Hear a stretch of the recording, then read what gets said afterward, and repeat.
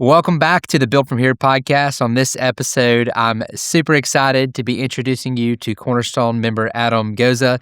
Adam has been with CGA for really a little while now, but cool thing about Adam is he's lives pretty close to us. But what I love about Adam is he's so hands-on in the community.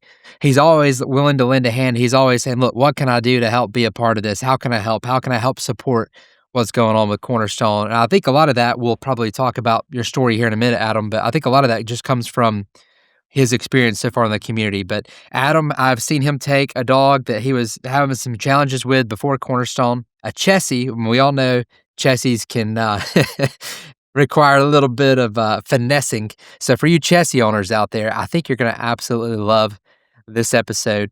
But again, I also just want to honor Adam I remember him showed up to Member Weekend. We had a conversation before trying to figure out, does it make sense to come on to Member Weekend with where they were at?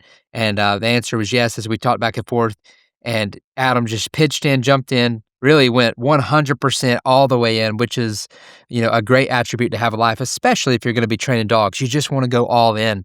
And I would say that word all in to me describes Adam. So without further ado, Adam, welcome aboard, man. How are you? So glad to have you here. Man, it's great to be here and great to be a part of it and thoroughly enjoy our time that we have had with CGA and Members Weekend and everything we've been able to do.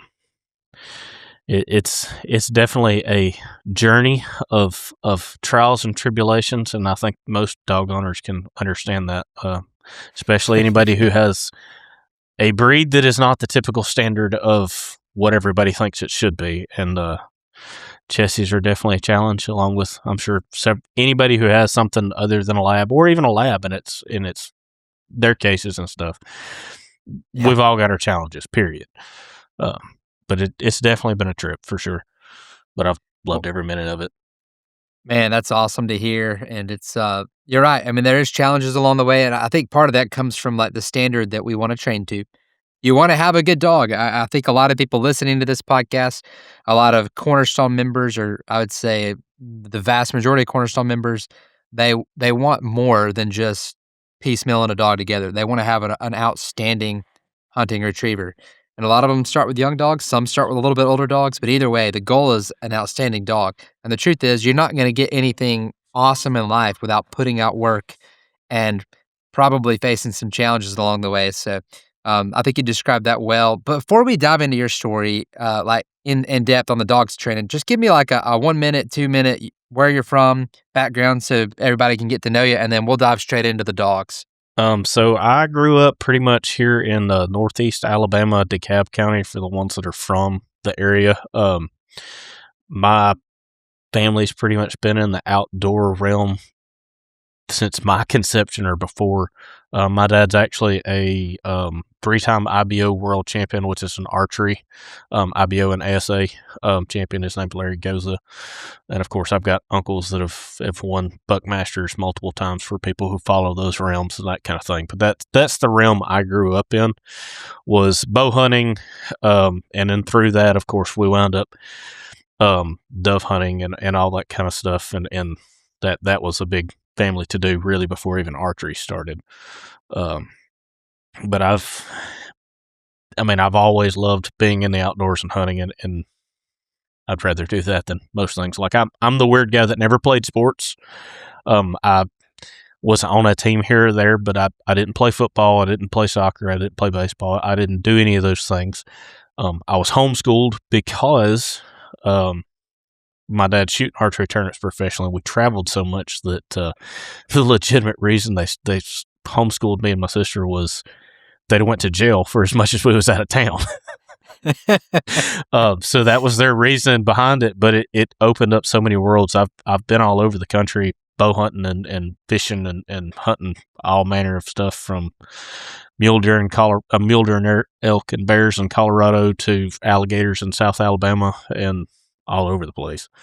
Man. So it's all right. Well, I got to ask now, what was your most memorable hunt as far as bow hunting goes? I know we're into ducks and stuff, but we got to hear this. As far as bow hunting, when I was 15 years old, me and my dad had messed up. It was the first year that we ever actually missed opening day of dove season, which is a big family tradition for us. But he had booked a hunt wrong. We were in Crawford, Colorado. We'd climbed up on this ridge, and we were in chokecherry thickets. So for anybody who's in those areas, you know how thick those can be. And we could see maybe 10, 15 yards in what we were in, not very far. We was kind of meandering our way back down to the truck down the ridge. We hit a big open patch, and it was roughly 15 foot around. It was just bare ground. It was bear tracks all in it. And I see my dad go, oh, he ranged it 53 yards. Oh, yes, no. Oh, no, stop. And I'm like, I can just hear something running, and I'm like, we're going to die. So he had loaded his bow, of course, had his rangefinder in his hand. I had my bow. I loaded it and drew back and just put my bow on opening. So whatever come through that opening, if he said, oh, crap, it wasn't something I wanted to deal with. And a streak of black hit that opening and puffed up, and I hit the trigger, and it was a black bear. And I double lunged it, and it shot 30 foot up a tree in roughly 2 seconds. Just boom, right up the base of a quakey tree. And I don't know, maybe 4 or 5 hours later, we finally got it out of the woods after chasing it through that stuff. And I double lunged it with the first shot. I caught a lung, maybe not double lunged it, but it was not a huge bear. It caught our wind, and hindsight being 2020, it had no idea we were there, but it scared the crap out of both of us in the moment because we thought we were being charged. And it was a funny situation, but I mean, it was still fun. Well, that's amazing. So we go from archery and bears and life on the road to where you're at now. Yep. So fast forward in life, you've settled down. It sounds like you've got a wonderful wife, 3 kids, and now you've got yourself a dog. How did you choose a Chessie? What led you to choose the Chesapeake Bay Retriever? Oddly enough, a lot of research. I had actually never heard of a Chesapeake Bay Retriever up until about 2.5 years ago. I grew up, we had a lot of setters, and we had some cockers. And then I had the odd pointer and stuff too. But I had a English cocker for a while that, oddly enough for his breed, he was very protective of my daughters. We lived in an area that was a little bit, wasn't always rough, but we had the odd thing that would come in and out. Somebody come in the driveway and act a little fool or whatever. And we had an old man, he lived back in behind us, and he was just, odd's the easiest way to put it. And the girls were out in the front yard playing, and Shelby had stepped back in the house, my wife. And Trace, our little English cocker, this, 25 pounds of fury, would not let this man out of the truck. Like, he was up on the side of his truck, barking his full head off, and wouldn't let him out. Wow. Because the girls were outside and there wasn't an adult present. And then as soon as Shelby walked out and hollered at him, he'd come up on the porch and was fine. Wow. But that was an odd thing for his breed. Sadly, he got run over because we lived too close to the road, and that was a big moment for us. And I've kind of stepped away from dogs after a couple of situations like that for a while. But when me and my wife moved from that area, I told her, I said, look, I want a dog, but I want to train it right.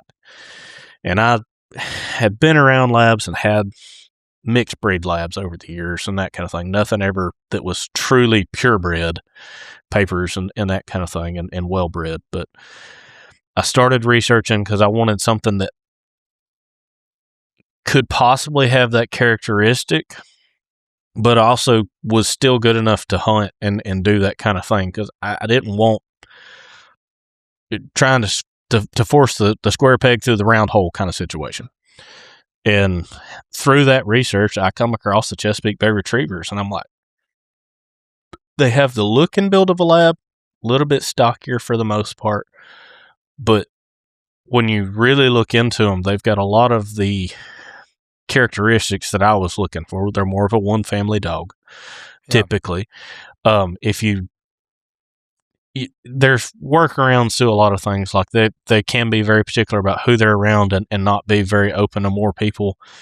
That's a real easy fix. As they're young, you make sure you socialize the crap out of them, because if you don't, they might bite somebody. But yeah, that's in your hands as far as the trainer. yeah. So I started looking, and I found a breeder. He was in South Carolina. It's Upstakes Chesapeake is who I got her from. And a guy's name was Carson. And we messaged back and forth and talked. And then when I went up there to get her, I drove 6 hours to go pick her up. Wow. And we stood there in his driveway and talked denominational and biblical stuff for an hour while I was sitting there picking her up. He's like, man, if I don't see you again on here on this earth, I'll see you in the next one. So sounds good to me, man. Yeah, so that's cool. I sent him a bunch of the pictures that we got back from Members Weekend and stuff. He's like, do you care if I post these? I'm like, yeah, post them, man. It's like, that's one of your pups. So if you want to show her off, you show her off. Wow. But she's been great. A lot of the weird characteristics that people hear about Chessies, she has a lot of them. The smile and the weird temperaments. She can't stand for things to change in the yard. Like if we move stuff around, she'll go out, she'll see it, she'll bark, like alert us that something has moved, and then go on about her business. Huh. So it's one of those weird quirks. She's just funny like that. That's pretty cool, man. So you got it for the family, and really it sounded like a protective dog was important to your family. Protect the girls, protect the family, but also you wanted to have the ability to have a hunting dog. What was your experience training dogs up until this point? Because you said something that I thought was important. You said you really wanted to do it right this time. So my experience with training dogs with Trace, our original English Cocker, my dad had gotten his mother, Bella, and we didn't know anything about training dogs whatsoever at all. But somehow, by the grace of God, my dad got lucky as all can be. He took that dog prior to dove season, and he would sit out in our field, and as the birds and stuff would flock in, because we plant and we keep everything situated, and he would just sit there and get excited and point at birds and get her to look at the birds coming in. And then he'd play fetch with her in the yard. And then he went to Tennessee on a paid hunt for it was kind of a mediocre dove field. I think he shot 2 times with a 410. She was gun shy or greenish, very scared, wanted to stay underneath his chair the whole time. But he had a bird fly over, and he shot and winged it. And they walked out to go get it. And as they walked out to go get it, that bird got up and fluttered and couldn't hardly fly. Well, Bella took off and got it. And from that point forward, she was gung-ho. She's going to getting every bird, no matter if she heard a shot. She's still that way. And almost 8 years old now. So my theory was if it worked for her, it worked for her son. I tried to do the same theory that I heard my dad talk about and seen him do with Bella. And I skipped the part where I went to a crappy field and shot and wounded a bird.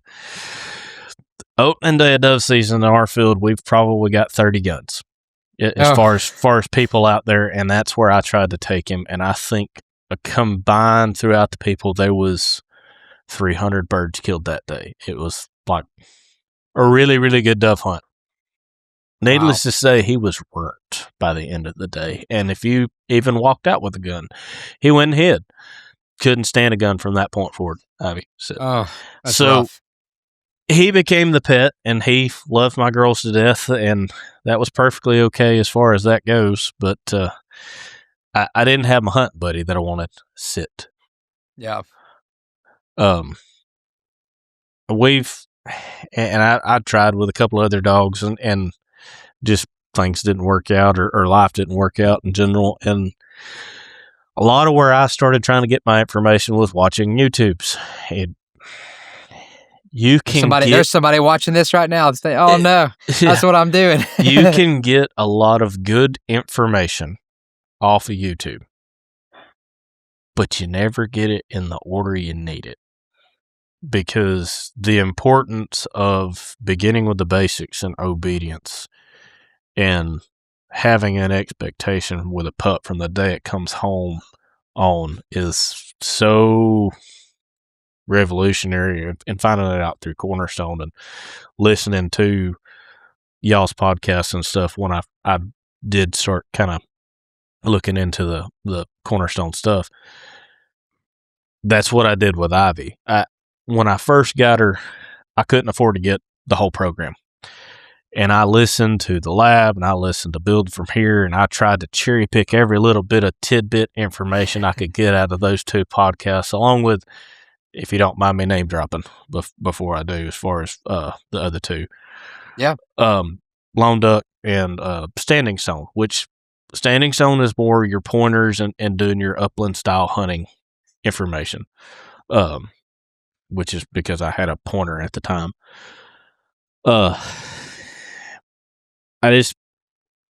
You get lots of information, but when you're trying to take a 10-minute video and learn how to collar condition a dog, you're going to mess something up. That's something you need way more guidance on than 10-minute YouTube video. Yeah. We have people in our community here at every, once a week, maybe less, talking about e-collars, and they're a great tool, but you got to use them right. And I'm speaking from experience. You can burn a dog on one and make them hard to ever control correctly if you do it wrong.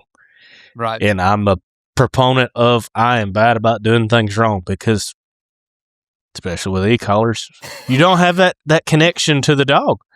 If you get frustrated, you're like, oh, ain't you doing what I want? And look, everybody says they're not going to do that, right? I mean, we all know, I'll never do that. Okay. It really does take a lot of discipline to handle it right. I'm not saying everybody does that, but odds are you're going to hit that button at the wrong time. Yeah. And if you hit it at the wrong time with the wrong level combined, depends on the dog, you may have just hurt yourself pretty bad. Exactly. The relationship between the handler and his dog is probably the number one most important thing. Everything else is teaching, and they're no different than your kids. If a person who's raising kids and that kind of thing, it's the same thing with the dog, especially young pups and on up. The mentality behind them, dogs. If you listen to all the science behind everything, and I'm sure you know this, for every 1 year is give or take 7 years for a dog. If you figure that in mentality blocks, if you take a year-old dog and expect him to be perfect going out hunting the first time, imagine taking your 7-year-old child and expecting perfection. You can do it with a lot of training, but you got to do it right.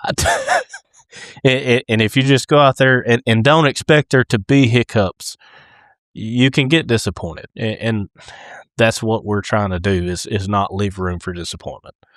Yeah. And I think CGA blocks everything out in such a way that doing it step by step, you don't leave room for disappointments. You leave room that you know that there's going to be some hiccups here and there.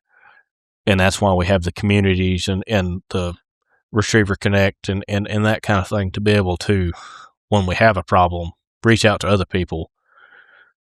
Because when you're in the trenches, sometimes you get frustrated and you can't focus on. It's like you've gotten a text message from me. It's like, man, I hit a wall. I don't know what's happened, and I don't know what to do. Right before Members Weekend, I got to Members Weekend. I talked to a couple people. I went down there by the pond, and we were having an issue with lining memories. Terrible. She'd go out to the bumper. She'd sniff it. She'd come back to me. She wouldn't pick it up. And something about being there, it finally clicked. Wow. Seeing other dogs do it, and still having a little bit of hiccups with live birds, but I've been working on that and trying to make it fun and that kind of thing.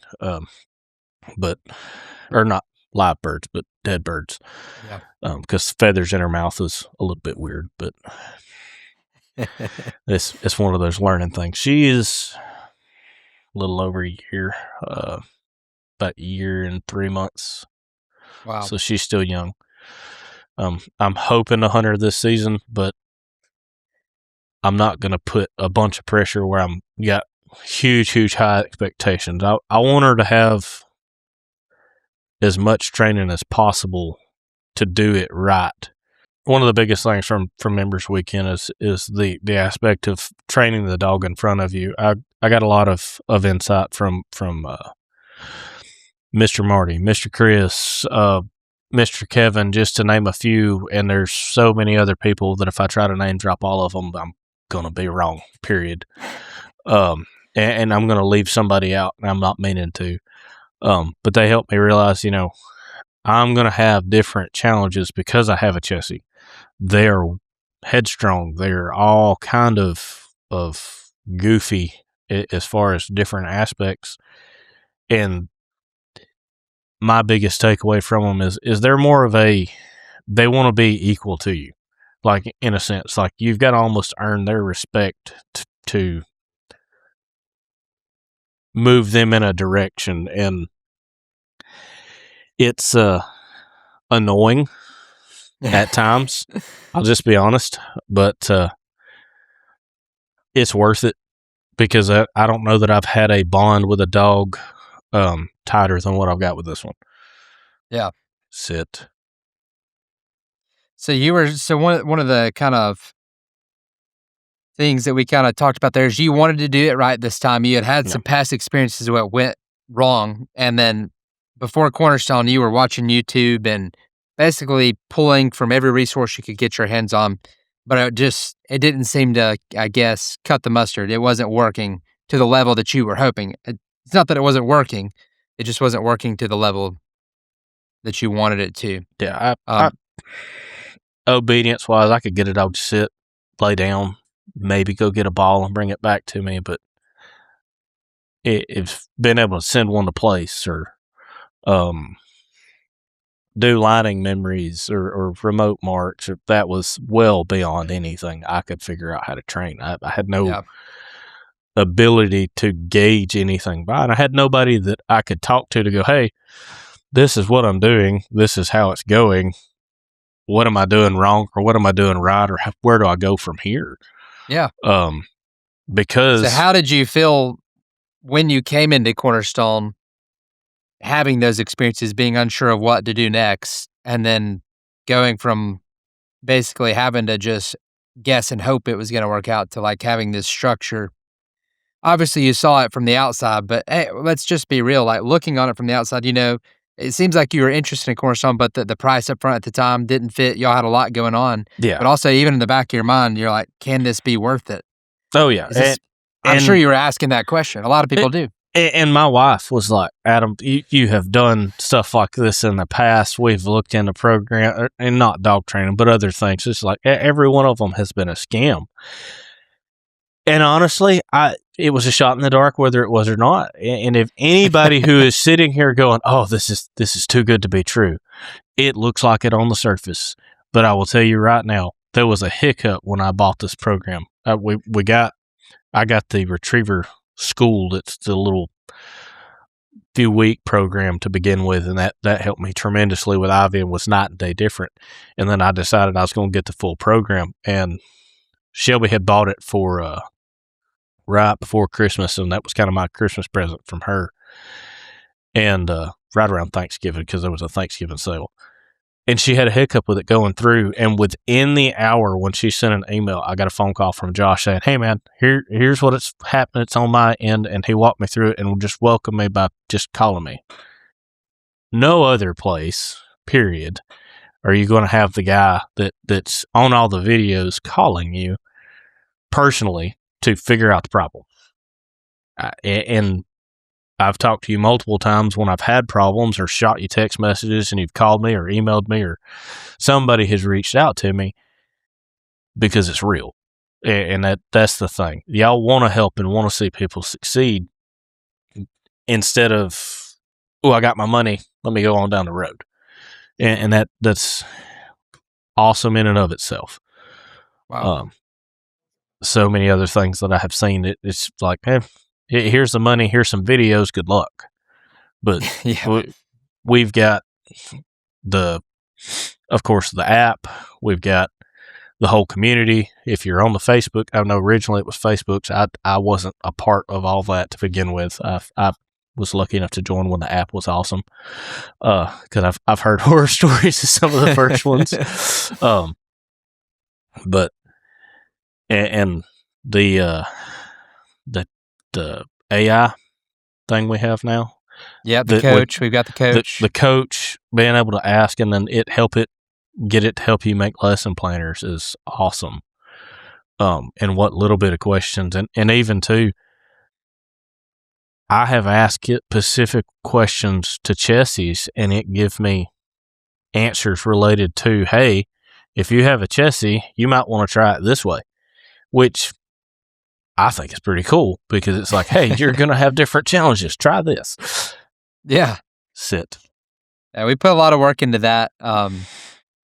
Still, I guess we could still call it in beta. We're kind of getting ready just to open the doors on that and let it fly. But, when we figured out we could do stuff like that, I mean, we've been kind of thinking about something like that for a long time. We put a lot of work into that side, and anything though we can do to help people, that's our goal.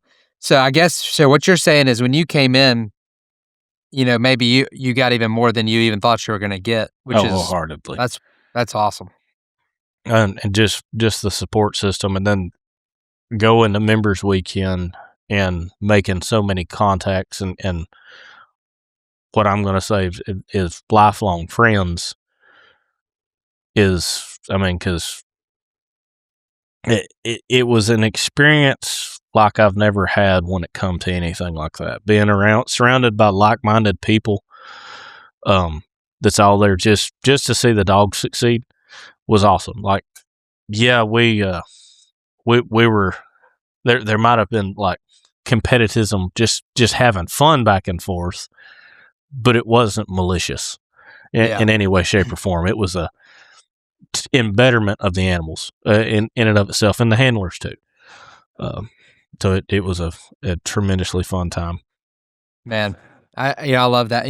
Really the three things we do in the Cornerstone community, we do three things: connect, share, and grow. And I think what you just said embodies that. Now, from coming in from where you were before, trying to get your dog to where you want it, unsure, how did things feel when you basically, after you've been in the program a little bit, like all of a sudden, the first thing is your eyes are open, it's like, whoa, I'm sure it was a little overwhelming. You get in the full program, you're like, okay, there's a lot here. Then you kind of get in the swing of things. How did your day-to-day change from what you were doing to what you have now been doing for a little while now? It gave me a direction, like, to begin with, when I first brought her home, it was, working on a box for a place. I mean, 8-week-old puppy, and I've got videos of where I was sending her to a box for place and then throwing a little duck toy and having her come get it, which was way too much for that age, but she was doing it and doing it well, and I thought I was doing something special, and I'm glad I got Cornerstone when I did. quit messing up. Not only do 2 or 3 of those, but still, she was very smart for her age, or at least what I considered smart. But it gave me a structure. It gave me a plan, and I'm the kind of person that's what I kind of need. If I don't have a direction and I'm just left to my own devices, nothing ever gets done.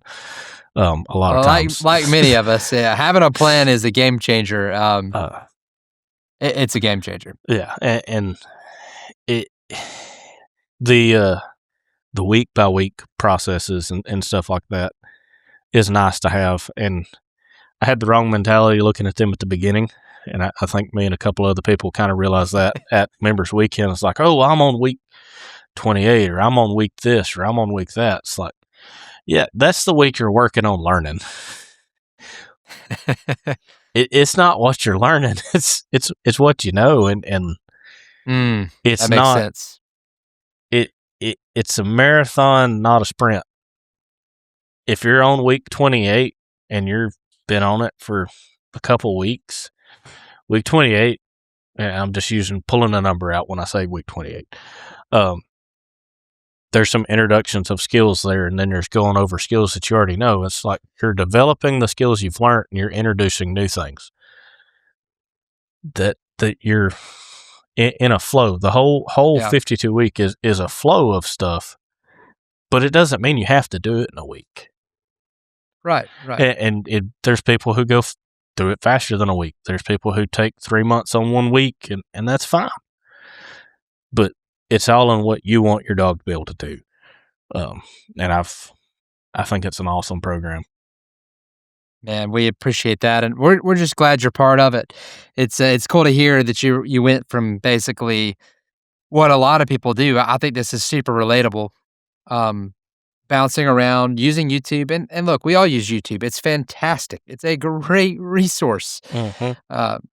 But we've got these creatures that if you want the best outcome, you're gonna do more. It's like, right, if you're just getting into something, a lot of times like we don't qualify ourselves to get deep into it. Maybe you're learning a sport, golf. Well, you're gonna start on YouTube, 100%. But if you fall in love with it, you're probably gonna go deeper. Now, the only caveat is, at least in golf, like the timing doesn't matter as much. The timing does matter for a dog. The earlier you can get on the right track, the better. So, I mean, if you've got this dog and you didn't just wander into it and you've planned to get this dog, you should plan to see it through and to see it be the best that it can be. It's a step-by-step deal, and then when you get through there, like you said, that's a golden nugget. You said it's not about what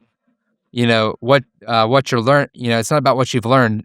No, you said it's not about what you're learning. It's about what you've already learned. The key is you've already learned it. You've retained it. You've gained that information, and now you've got that, and you can carry forward. Glad we pulled that one out of the podcast. I think that was a golden nugget, man. That's good stuff. It may not be much of one to some people, because there's some people that probably quoted that to me a million times, and it just didn't retain it. But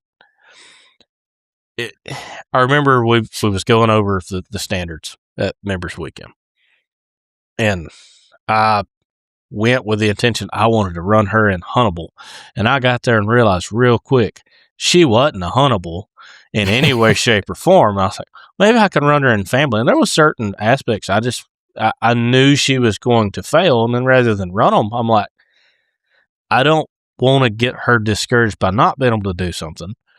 So there was stuff that I didn't, and the thing I liked about the standards is of course you have the gold, silver, and bronze, but anything below that is in progress.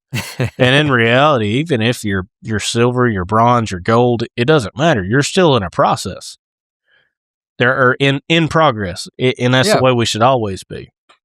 And it's the takeaway for Members Weekend for me and my wife was we uttered it so many times. It is focus on the wins. Boom. If you've had a bad week of training, but you got one good retrieve out of a whole week, awesome. Focus on that win. Build from there. If you've had a great week of training, build from there. And it applies to life too. I mean, we can all get down in the dumps and be upset that they put mayonnaise on our burger and we ordered it without, but hey, at least we got a burger that day. Yeah, 100%. It's one of those things. We can get frustrated all we want at the dogs, but they're trying to learn it just like we're trying to teach them. And I don't speak dog, they don't speak English, so we got to figure it out together. That's awesome, man. That is a great target, is focusing on the wins. I mean, you learn so much, but like you said, that positive mentality, it's so easy to focus on the negative because we're always trying to get these things to work together. And you can focus on what's not working, or you can focus on what is working. And what you find is that when you shift that focus to what is working, you see more of that, and therefore you start to get better results, and you're more fun to be around, right? If you're all the time thinking about things that make you grumpy, people aren't going to want to hang around you. Same with your dog. If all you do is focus on being critical, my dog's not this, my dog's not that, it's not doing this right, your dog's going to feel that. And probably even more than we can feel, they're very in tune with the emotion of things. So when you focus on, man, you know what? That was really cool how my dog was fired up about that right there. Yeah, maybe it did this or that, but what it did right there, like, I want more of that. it transforms everything. Yeah. And like one of her favorite things at Members Weekend that like she got the most fired up about was the water retrieve. So there's a couple of times I'd go down to the pond in between breaks and throw some retrieves for her. Threw in one time, and the retrieve wasn't but, I don't know, 10 yards off the bank into the water. She ran to the other end of the pond, jumped in from there to swim to it because she wanted a longer swim. Yeah. But she was fired up. That's what you're looking for. You want them to be excited about it because you can take that and you can harness it and mold it into something. Yeah. If the dog is disengaged and doesn't want to be there, that's a lot harder to engage them there. So I can't believe we're already up on time. We will land the plane on these last couple of questions, Okay. and then we'll have to do another. How does it feel now knowing that what you're doing is working? You've already seen the results. You're on the right track. How has your confidence changed? Has your approach to training changed any, or really your mentality, how you feel about things? I would love to just know how it has changed from where you were. The mentality of it was like,